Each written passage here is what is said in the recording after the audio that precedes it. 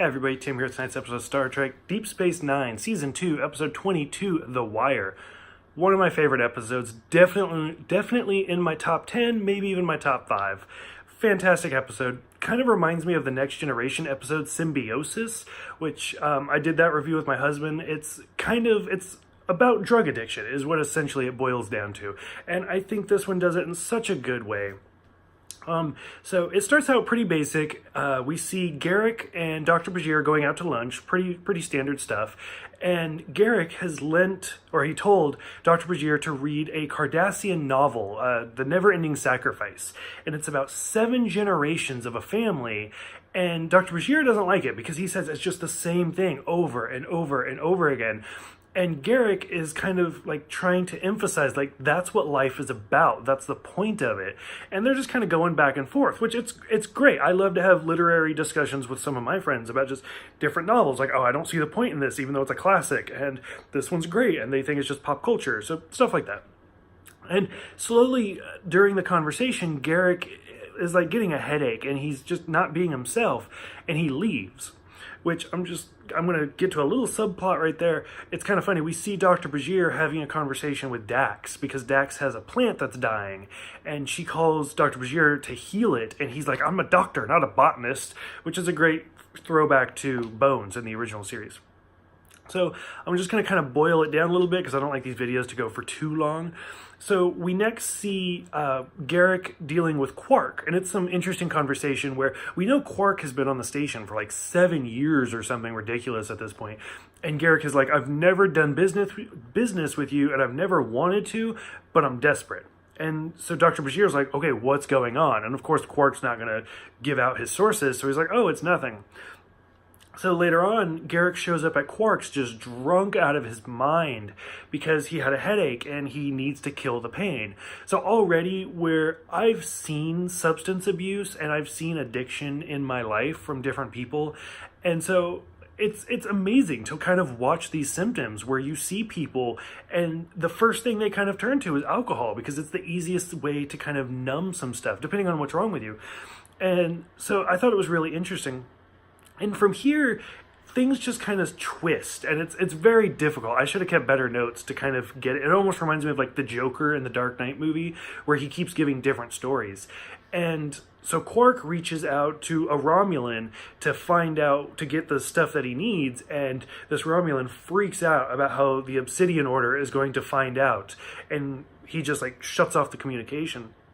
And finally, Dr. Bajir just like basically latches onto Garak and is like, what is wrong with you? And it turns out that Cardassians have this implant in their brain that when they're tortured, they're able to activate it, and it's supposed to numb their body. It's supposed to like flood their body with endorphins and be able to turn off the pain. And Garak explains how slowly, like, as the occupation pulled out and he was stuck on this planet, he started turning it on just a couple minutes a day and then an hour a day. And then finally he turned it on and never turned it off for 2 years. It's just been flooding his body with endorphins because it's so cold in the station and it's so bright in the station, which is some great throwbacks because like in the pilot episode, everybody's talking about how hot it is. And then in all of the flashbacks where it's Terok Nor and Odo's first got there and stuff, it's a very dark blue lit space station. So Cardassians can't handle the cold and they can't handle the brightness. So it's kind of interesting that they kept that in the continuity. And being on Deep Space Nine for this long is literally torture for Garak, and it's just been awful for him.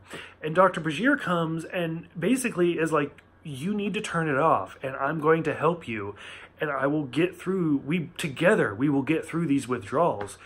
And to me, I kind of wanted, like, it would have been more difficult to watch, but I kind of wanted more of those withdrawal symptoms. We do see some, and it's some very intense moments from Garak, and it's some fantastic acting, watching him go through stuff and talk about how much he hates Bajir and how he hates listening to him, like, piss and moan, and just he hates the food and he hates everything, because when people are going through withdrawals, that's the first thing they do is they lash out.